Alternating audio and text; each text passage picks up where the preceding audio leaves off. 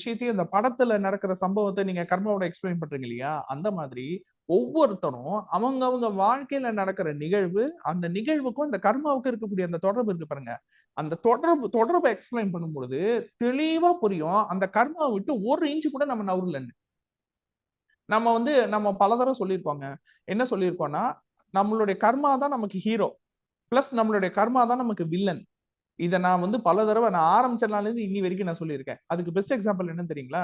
இப்போ ஒண்ணு சொல்ல. இப்போ புதன் ஜோதிடம். அந்த ஜோதிடம் தொழில் தான் இன்னைக்கு நம்ம பார்த்துட்டு இருக்கோம். அந்த ஜோதிடம் தான் இன்னைக்கு புகழ கொடுத்து கொண்டு இருக்குது. அதுல எந்த மாற்று கருத்தும் இல்ல. ஆனா அதே ஜோதிடம் தான் நமக்கு மன நெருக்கடியும் கொடுக்குது.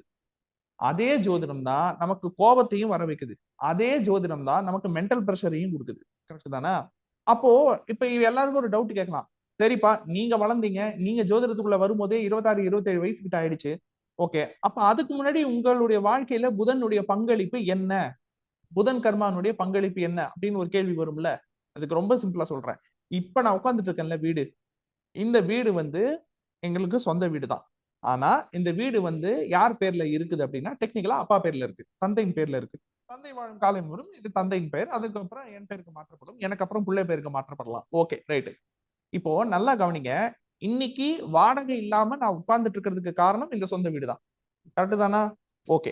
இப்போ இந்த வீடு கட்டினதும் சரி, இந்த வீட்டு இடத்தை வாங்கினதும் சரி, முழுக்க முழுக்க முக்காவாசி யாருடைய உழைப்பு? அப்பாவுடைய உழைப்பு. இந்த இடத்த என்னுடைய தந்தை, நான் உங்ககிட்ட ஏற்கனவே சொல்லியிருக்கேன், 20, 25 வருஷத்துக்கு முன்னாடியே இந்த இடத்த வாங்கிட்டாருன்ட்டு. ஆனா அதுல ஒரு சுவாரஸ்யமான புதன் கர்மாவோட கனெக்டிவிட்டி இருக்கு. நான் பிறந்தது ரோகிணி நட்சத்திரம். என்னுடைய கர்ம பதிவு புதன். என்னுடைய தந்தை இந்த இடத்தை எப்படி வாங்கினார் அப்படின்னா, அவருக்கு வருமானம் போதாத காலத்திலும் பிரிண்டிங் ஆர்டர் கத்துக்கிட்டு, ஸ்கிரீன் பிரிண்டிங் ஆர்டர் கத்துக்கிட்டு, அந்த பிரிண்டிங் ஆர்டர் மூலியமா கிடைச்ச 10,000 ரூபாய் 15,000 ரூபாய் மூலியமாக இந்த இடத்தை வாங்கி போட்டார். எப்போ? 25 வருஷத்துக்கு முன்னாடி. ஓகேங்களா? அப்ப கிட்டத்தட்ட இது உங்க ஏஜுக்கு கிட்ட வருது இந்த லேண்டோட வயசு அப்படின்றது. ஆமா. எனக்கு 7 வயசு 8 வயசு இருக்கும்போது, அதாவது என்னுடைய 10 வயசுக்குள்ள வாங்கினாருங்க. இப்ப எனக்கு 35 வயசு ராகுல். ஓகேங்களா? அப்ப கிட்டத்தட்ட 25 வருஷம் ஆயிடுச்சு. 25 வருஷத்துக்கு முன்னாடி 20,000 ரூபாய்க்கு இந்த இடத்த வாங்கினாரு. ஓகேங்களா?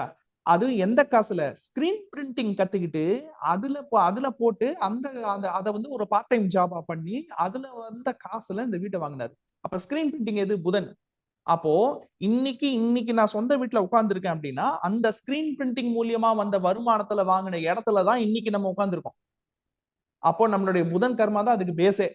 இன்னைக்கு நான் ஒரு வீட்டுல உட்கார்ந்துருக்கேன்னா அதுக்கு புதன் கர்மா தான். இன்னைக்கு ஒரு புதன் ஒரு கஷ்டத்தை கொடுக்குறாரு அப்படின்றதுக்காக நான் புதனை திட்டினேன்னு வச்சுக்கோங்களேன், புதன் திருப்பி என்ன சொல்லுவாரு? டேய், நீ உட்கார்ந்து இருக்கிற இடமே நான் உனக்கு போட்ட பிச்சேம்பர். ஆமாவா இல்லையா? ரைட். அதாவது எப்படிங்கன்னா, நம்ம காட்டியும் கொடுக்கறது போட்டும் கொடுக்கறதுன்னு சொல்லுவாங்க பாருங்களா, அந்த மாதிரிதான் நம்மளுடைய கர்மா. அதாவது அந்த கர்மா சார்ந்த கிரகம் அதனுடைய துணை இல்லாம நம்மளால வாழவே முடியாது ஒண்ணு. ஆனா அது கொடுக்கிற குடைச்சல அப்பப்போ நம்ம அனுபவிச்சுக்கிட்டும் இருக்கணும்.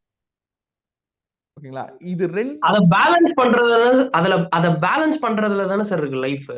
நிறைய பேருக்கு அது புரிய மாட்டேங்குது. ஆமா, சில விஷயங்களை நம்மளால பேலன்ஸ் பண்ணிட முடியும், சில விஷயங்களை நம்மளால தவிர்த்திட முடியும், ஒரு சில விஷயங்களை நம்மளால அக்செப்ட் மட்டும்தான் பண்ண முடியும், நம்மளால பேலன்ஸும் பண்ண முடியாது. ஓகேங்களா? இது பல பேருக்கு புரியறது கிடையாது. என்னன்னா, அவங்களுக்கு கர்மா வேணும், கர்மாக்கான கிரகம் வேணும், அந்த கிரகத்தின் மூலியமாக கிடைக்கக்கூடிய சர்வ லாபமும் அவங்களுக்கு வேணும். ஆனா கஷ்டம் மட்டும் வேணாம். அது எப்படி இல்லாம இருக்கும்? ரெண்டுமே தானே இருக்கும். முடிஞ்ச வரைக்கும் நம்மளுடைய மதிநுட்பத்தை யூஸ் பண்ணி அதனுடைய வீரியத்தை தவிர்த்துக்க பார்க்கலாம்.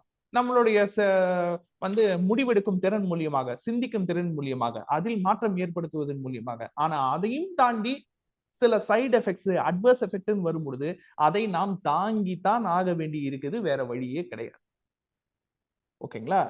அப்போ உங்களுடைய ஒவ்வொருத்தருடைய வாழ்க்கையிலையும் பாருங்க, உங்க ஒவ்வொருத்தருடைய வாழ்க்கையிலையும் உங்களுக்கு என்ன 2 கர்மா இருக்குதோ, அல்லது 3 கர்மா இருக்குதோ, இல்ல 1 கர்மா இருக்குதோ, அந்த கர்மா ரொம்ப இம்பார்ட்டன்டான ஒரு ரோல உங்களுக்கே தெரியாம பிளே பண்ணிருக்கோம். உங்களுக்கு அது தெரியவே தெரியாது. இந்நாள் வரைக்கும் நீங்க அதை கவனிச்சே இருந்திருக்க மாட்டீங்க. ஆனா அது இல்லாம நீங்க இன்னைக்கு என்னவா இருக்கிறீங்களோ அது இல்லை, உங்களுடைய அடையாளமே இல்லை. ஆமா, அதை உங்களால மறுக்கவே முடியாது. ஆராய்ச்சி பண்ணி பாருங்க. நல்லா உட்கார்ந்து ரூம் போட்டுலாம் யோசிக்க வேண்டாம், உங்களோட மொட்டை மாடியிலே உட்கார்ந்து யோசிச்சு பாருங்க, உங்களுக்கு புரியும். அருமை சார். நிறைய விதத்துல வந்து பர்சனலா இது வந்து கனெக்ட் ஆகுது. ஓகே. ஒரே ஒரு கேள்வி சார், அதை மட்டும் நான் அட்ரஸ் பண்ணிடுறேன். ஓகே. இப்போ ஒரு குழந்தை பிறக்குது அப்படின்னா வந்து அதுக்கு வந்து அப்பாவும் ஈக்குவலி ரெஸ்பான்சிபிள், அம்மாவும் ஈக்குவலி ரெஸ்பான்சிபிள். பட் ஆனா கல்யாணத்துக்கு அப்புறம் பெண்களை வந்து ஹஸ்பண்ட் சைடு குலதெய்வத்தை மட்டும் ஃபாலோ பண்ண சொல்லுங்க, குழந்தைய அப்பா வீட்டு சைடு குலதெய்வத்தை மட்டும் ஃபாலோ பண்ணுங்கன்னு நீங்க சொல்றீங்க இல்லையா? அதுக்கான ஓகே. காரணம் என்னன்னு சொல்லி ஒருத்தவங்க கேட்டிருக்காங்க. ஏன் அதுக்கான காரணம் என்ன அப்படின்னா, இப்போ ரொம்ப நாச்சியா சிம்பிள். அவருக்கு. ஆமா. ஏன்னா கல்யாணத்துக்கு அப்புறம் நீங்க வந்து ஆஹ் ஆஹ் பிறந்த வீட்டு குலதெய்வத்தை ஃபாலோ பண்றதுக்கு உங்க வீட்டு ஆண் வாரிசு இருக்கிறாங்க. ஒண்ணு, நீங்க வந்து நீங்க அதை ஃபாலோ பண்ணி எடுத்துட்டு போகணுன்ற அவசியம் கிடையாது. உங்க வீட்டு ஆண் வாரிசு இருக்கிறாங்க. ரெண்டாவது, அந்த ஆண் வாரிசுக்கு கல்யாணம் நடக்கும். அப்போ ஒரு மருமக உங்க உங்க வீட்டு தேடி வருவா. அதாவது வேற ஒரு குடும்பத்துல இருந்து ஒரு பொண்ணு உங்க வீட்டு தேடி வராங்க. எதுக்காக? உங்க குடும்பத்தினுடைய வம்சத்தை விருத்தி பண்றதுக்காக. அப்போ அதை தொடர்ந்து எடுத்துக்கிற வேலையை அவங்க பார்த்துப்பாங்க. ஓகேங்களா? இப்ப நீங்க இப்ப உங்களுக்கு அந்த பொறுப்பு கிடையாது. அந்த பொறுப்பு இல்லாத பட்சத்துல நீங்க என்ன பண்ணணும் அப்படின்னா, நீங்க இப்ப அடுத்து வந்து இப்ப கணவன் சைடு குலதெய்வத்தை நீங்க வந்து எடுத்துட்டு நீங்க இது பண்ணிட்டு போயிடலாம். ஓகே. ஒருவேளை உங்களுக்கு ஆண் வாரிசே இல்ல, உங்களுக்கு கூட பிறந்தவங்க ஆண் வாரிசே இல்ல அப்படின்னா, அந்த தெய்வத்தையும் வழிபடலாம், தப்பு கிடையாது. ஆனா இது என்ன தெரியுமா ஆகும்? கேரி ஆயிட்டு போயிட்டே இருக்கும். 2 குலதெய்வம் 3 குலதெய்வம் முடியாது. இப்படி இப்படி அம்மா அப்பா அப்பா சைடு அம்மா சைடு அப்பா சைடு அம்மா சைடு ஒவ்வொரு ஜெனரேஷனா நீங்க எடுத்துட்டு போனீங்கன்னு வச்சுக்கோங்களேன், நிறைய தெய்வங்கள் ஆட் ஆயிடும். அப்ப எல்லா தெய்வத்தையும் வழிபடணுன்ற மாதிரி ஆயிடும். குறிப்பிட்டு ஒருத்தர் 2 பேர் 3 பேர்ன்ற மாதிரி இருக்காது. அந்த ஒரு கண்டினியூட்டி இருக்கணும் அப்படின்றதுக்காகத்தான் அது வந்து ஆண். அது ஏன் ஆணுன்னா, நம்ம வந்து ஆண் வழி வம்சத்தை வந்து அடிப்படையாக கொண்ட சமூக கட்டமைப்பு கொண்டு நம்ம வாழ்ந்திருக்கிறோம். நம்மளுடைய தமிழ் சமூகத்திலேயே இதுக்கு முன்னாடி பெண் வழி சமூகங்களும் இருந்திருக்கு, நிறைய இருந்திருக்கு. ஓகேங்களா? ஆனா அதெல்லாம் ரொம்ப பழசு. ஒண்ணு. ரெண்டாவது, இன்னைக்கும் நார்த் சைடுல பாத்தீங்கன்னா நிறைய பெண் வழி சமூகங்கள் இருக்கு. அவங்களுக்கெல்லாம் வந்து பாத்தீங்கன்னா குலதெய்வம் வந்து அப்பா சைடு கிடையாது, திதி கொடுக்கறது அப்பா சைடு கிடையாது, அவங்களுக்கெல்லாம் பாத்தீங்கன்னா அம்மா சைடு தான். ஒண்ணு. அது மட்டும் இல்லாம கேரளா சைடுல வந்து சில பெண்வழி சமூகங்கள் இருக்கு, இன்னமும் இருக்கு. அவங்களுக்கும் வந்து பாத்தீங்கன்னா அப்பா சைடு குலதெய்வம் கிடையாது, அவங்களுக்கு எல்லாம் வந்து அம்மா சைடு குலதெய்வம். சோ அதனால இதுல ஜெண்டர் பயாஸ்ட்னு ஒண்ணும் கிடையாது. இதுல நீங்க மேல் சாவனிசம்னு பேசுறதுக்கு அங்க ஒண்ணும் பெருசா இல்ல. வணக்கம் விஷால்ஜி. சொல்லுங்க சார். குருஜி வணக்கம். வணக்கம் சார். இந்த நெகட்டிவ் கர்மாவை பத்தி, அதாவது புதன் கர்மாக்கு இந்த மேக்சிமம் நெகட்டிவ் கர்மா இருந்தா எப்படி அவங்களோட பிஹேவியர் இருக்கும் சொல்லுங்க. இல்ல, பிஹேவியர்ன்றது கிடையாதுங்க. நெகட்டிவ் பாசிட்டிவ்ன்றத வந்து நீங்க வந்து, அதாவது இவங்க நெகட்டிவா இருப்பாங்க, இவங்க பாசிட்டிவா இருப்பாங்கன்றத நம்ம முன்முடிவு எல்லாம் எடுக்க முடியாது. ஓகே. ஆனா நெகட்டிவா இருக்கிறவங்க என்ன என்ன தப்பு பண்றாங்க அப்படின்றத நான் சொல்றேன். இப்போ புதன் கர்மா வந்து நெகட்டிவா இருக்குதுன்னு வச்சுக்கங்க. அதாவது நெகட்டிவா இருக்குதுன்னா, புதன் கர்மா ஒருத்தருக்கு இருக்கு. ஆனா அதனுடைய சக்தியை ஒருத்தர் தவறாக பயன்படுத்துறாரு, அதாவது நெகட்டிவா பயன்படுத்துறாரு அப்படின்னு வச்சுக்கோங்களேன். அவர் செய்யக்கூடிய தப்பு என்னன்னா, நான் தான் பெரிய புடுங்கின்ற எண்ணம் அவருக்கு இருக்கும். புரிஞ்சுதுங்களா? ஆமா. என்ன தவிர ஒரு பெரிய அறிவாளி இந்த உலகத்துல இல்ல அப்படின்னு சொல்லிட்டு அவர் என்ன நினைச்சிருப்பாரு, தன்னைத்தானே ஒரு என்சைக்ளோபீடியான்னு நினைச்சுக்கிட்டு இருப்பாரு. அது உண்மையும் கூட. அதாவது எந்த அளவுக்கு உண்மைன்னா, அவருக்கு நிறைய விஷயங்கள் தெரியும். ஆமா தெரியும். அதுல வந்து எந்த மாற்று கருத்தும் இல்ல. ஆனா தனக்கு தெரிஞ்ச விஷயத்த மட்டும் அவர் வந்து சுருக்கிப்பாரு. மத்தவங்க கிட்ட இருந்து வரக்கூடிய அட்வைசஸ அவர் வந்து எடுத்துக்க மாட்டாரு. புதன் கர்மாவோட நெகட்டிவ் சொல்றேன் நான். மத்தவங்க கிட்ட இருந்து வர அட்வைசஸ, அதாவது நியாயமா அட்வைஸ் பண்ணுவாங்கல்ல, அந்த நியாயமான அட்வைசஸ அவர் எடுத்துக்க மாட்டாரு. எடுத்துக்காம, நான் தான் மத்தவங்களுக்கு அட்வைஸ் பண்ணுவேன், நான் சொல்றத நீ கேளு, நீ சொல்றத நான் கேட்க மாட்டேன், ஏன்னா உன்னை விட நான் அறிவாளி, உன்னை விட எனக்கு எல்லா விஷயமும் தெரியும் அப்படின்னு சொல்லிட்டு அந்த அறிவு விஷயத்துல திமிர் காட்டுறது. ஓகேங்களா? அந்த அறிவு விஷயத்துல திமிர் காட்டுறது ஒண்ணு. ரெண்டாவது, அறிவை வச்சு மத்தவங்களுக்கு நக்கல் பண்றது. இது கூட தெரியல உனக்கு, இது கூட உனக்கு எல்லாம் தெரியல பாரு, எனக்கு எவ்வளவு தெரிஞ்சிருக்கு பாரு அப்படின்ற மாதிரி ஒரு ஆட்டிடியூட். அது வந்து புதன் கர்மாவோட விஷம். ரொம்ப மோசமான விஷயம். அதை வந்து நிறைய ரோகிணி நட்சத்திரக்காரங்கிட்ட நான் பார்த்திருக்கேன், நிறைய உத்தரம் போராட நட்சத்திரக்காரங்கிட்ட நான் பார்த்திருக்கேன். ஒண்ணு. அதுல சில பேர் என்ன, இன்னும் பல பேர் எப்படி என்ன மாதிரி ஆட்டிடியூட்னா, அவங்க வந்து அந்த நாலேஜ் விஷயத்துல திமிரா இருக்கிறாங்கன்றது வெளியே தெரியவே தெரியாது. ஆனா அந்த திமிர்த்தனம் அவங்களுக்கு உள்ள இருக்கும். அதை அவங்க வெளியே காமிச்சுக்கவும் மாட்டாங்க. ரொம்ப ரொம்ப அதாவது அவங்க கூட ரொம்ப பர்சனலா மூவ் பண்றவங்களுக்கு மட்டும்தான் அதை பத்தி தெரியும். புரிஞ்சுதுங்களா? அதாவது எப்படின்னா, அந்த திமிரை டைரக்டா காட்ட மாட்டாங்க. இன்டைரக்டா நீங்க வந்து ஏதாச்சும் ஒரு விஷயத்த சொல்ல வந்தா அப்படியே நக்கலா மாத்தி விட்டுருவாங்க. டாபிக் நக்கலா திருப்பி விட்டுருவாங்க. போதும் போதும், நீ அட்வைஸ் பண்ணதெல்லாம் போதும், இதோட நிறுத்திக்க அப்படின்ற மாதிரி ஒரு மாதிரி பேசி விட்டுருவாங்க. நான் என்ன சொல்றேன்னா, எதிராளியினுடைய கருத்தை நீங்க ஏத்துக்கிறீங்க, ஏத்துக்கல, அது உங்களுடைய தனிப்பட்ட விருப்பம். ஆனா முதல்ல எதிராளியினுடைய கருத்தை மதிக்க பழகணும். நீங்க ஏத்துக்கிறீங்க ஏத்துக்கல அதெல்லாம் ரெண்டாவது பட்சம். நீங்க ஏத்துக்கவே வேண்டாம், உங்களை யாரும் ஏத்துக்கவும் சொல்லல. ஆனா எதிராளி ஏதாச்சும் ஒரு கருத்து சொல்றாங்கன்னா முதல்ல அதை மதிச்சு பழகுங்க. ஒண்ணு. ரெண்டாவது, நம்மளை விட வயசுல சின்னவங்களா இருக்கிறாங்க அப்படின்றதுக்காகவோ, நம்மளை விட அனுபவத்துல சின்னவங்களா இருக்காங்க அப்படின்றதுக்காகவோ அவங்க சொல்றது எல்லாமே ஆமைச்சரா தான் இருக்கணும்னு அவசியம் கிடையாது. ஒருவேளை அவங்க சொல்றதுல ஏதாச்சும் விஷயம் இருக்கவும் செய்யலாம். ஓகேங்களா? நான் இப்ப அதாவது எப்படின்னா, நமக்கு தெரியாத ஒரு விஷயத்த யாராச்சும் நமக்கு சொல்லி கொடுக்குறாங்க அப்படின்னு வச்சுக்கோங்களேன், அந்த நிமிஷம் அவர் நமக்கு குரு, நாம அவருக்கு ஸ்டூடெண்ட். இந்த நினைப்பு இருந்தா புதன் கர்மா இருக்கிறவங்களுக்கு வளர்ச்சி இருந்துகிட்டே இருக்கும். இந்த நினைப்பு இல்லாம எப்ப அவங்க திமிர் படைக்க ஆரம்பிக்கிறாங்களோ, தன்னுடைய அறிவின் மீது கர்வம் கொள்ள ஆரம்பிக்கிறாங்களோ, அப்போதுல இருந்து அவர்களுக்கு அழிவு ஆரம்பம்.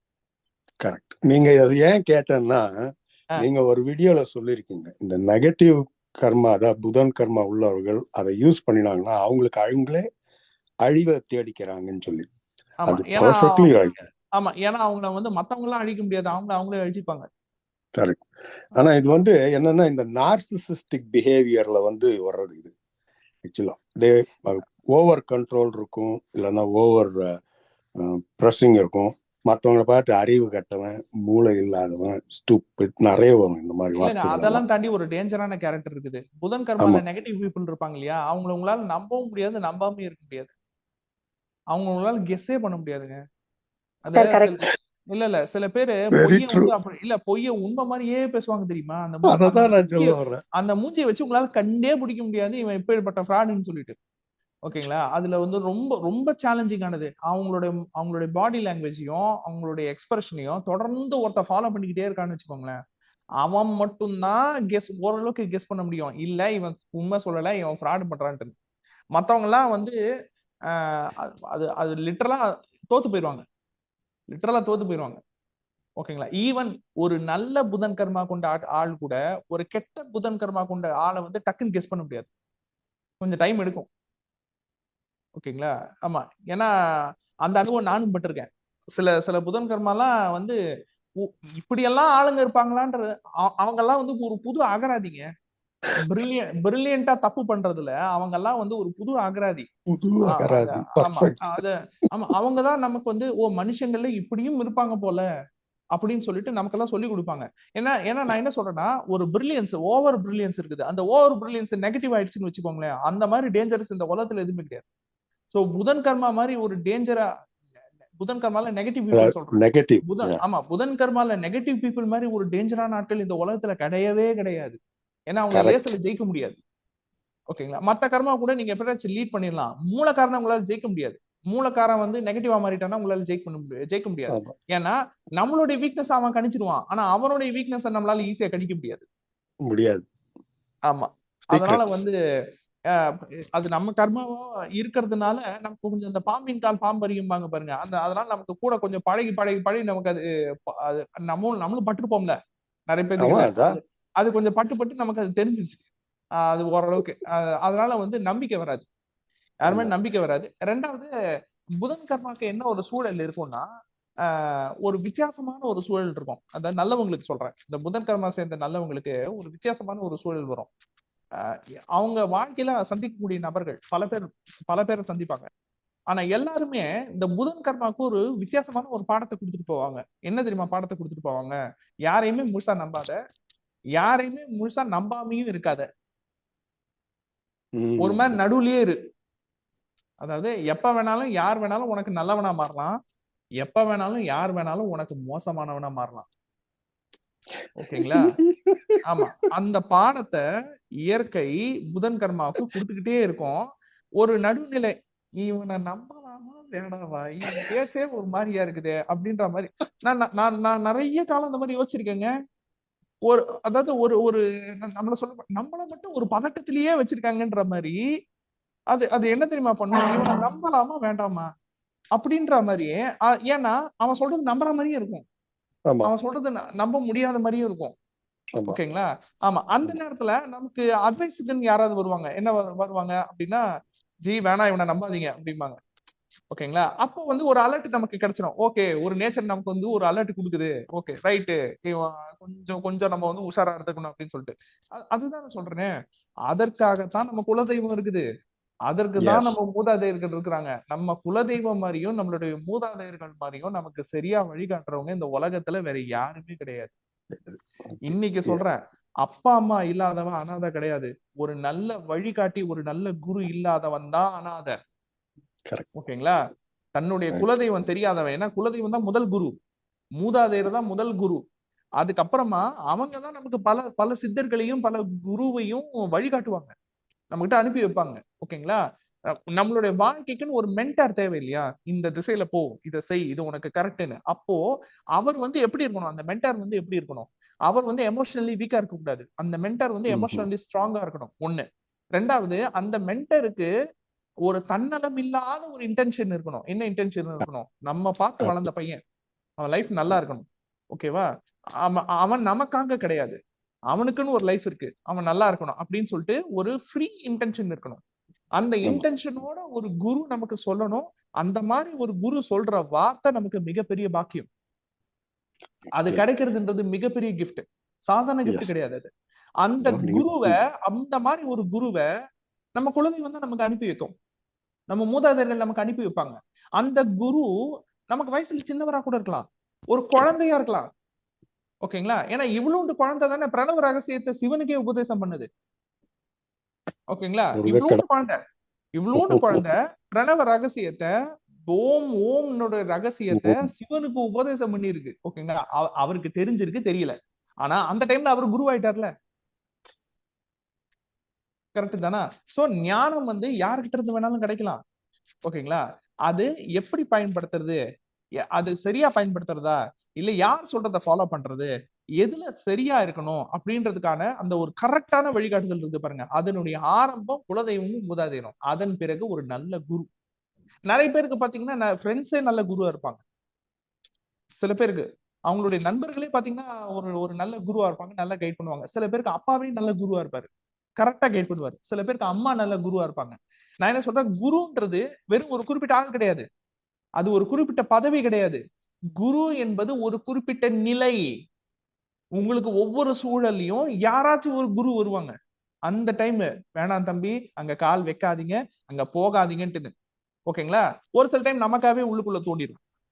ஓகேங்களா? ஆனா ஒரு ஒரு ஒரு ஒரு ஸ்டேஜுக்கு அப்புறமா அந்த குரு இருக்கிற இடத்துக்கு நம்ம போகணும். இது நமக்காவே சுயமாவே உணர்ந்து இது நல்லது கெட்டதுன்னு அறிஞ்சுக்கிற நிலைக்கு நம்ம போகணும். அப்படி நம்ம போனாதான் அதற்கு அப்புறமா நம்மளை தேடி ஸ்டூடெண்ட் வருவாங்க. அவங்களுக்கு நம்ம கைட் பண்ண முடியும். நாமளே வெள்ளந்தியா இருந்தா, நாமளே ஆமெச்சூரா இருந்தா நம்ம இன்னொருத்தவங்களுக்கு கைட் பண்ண முடியாது. கரெக்ட் தானே? ஆமா. சோ அதனால வந்து குருவினுடைய ஒரு விஷயம் வந்து ரொம்ப ரொம்ப முக்கியம். குருன்றது ஒரு குறிப்பிட்ட ஆள் கிடையாது. ஜோதிடத்துக்கு உங்களுக்கு விஷால் குரு, அவ்வளவுதான். அதுவும் மரபடி ஜோதிடத்துக்கு விஷால் குரு. அந்த மாதிரி நீங்க வாழ்க்கையில பல குருக்களை சந்திச்சிருப்பீங்க, பல ஸ்டூடெண்ட்ஸையும் சந்திச்சிருப்பீங்க, எத்தனையோ பேருக்கு நீங்க கைட் பண்ணியிருப்பீங்க, எத்தனையோ பேர் உங்ககிட்ட இருந்து பலன் அடைஞ்சிருப்பாங்க. அது நீங்க நினைவு வச்சுக்கிட்டாம இருக்கலாம், ஆனா உங்களால பலன் அடைஞ்சவங்க அதை நினைவு வச்சிருப்பாங்க, உங்களை மறக்க மாட்டாங்க. அவங்க வாழ்க்கையில ஒரு முக்கியமான நிகழ்வு நடக்கும் போதெல்லாம் உங்க பேர் அவங்க சொல்லுவாங்க.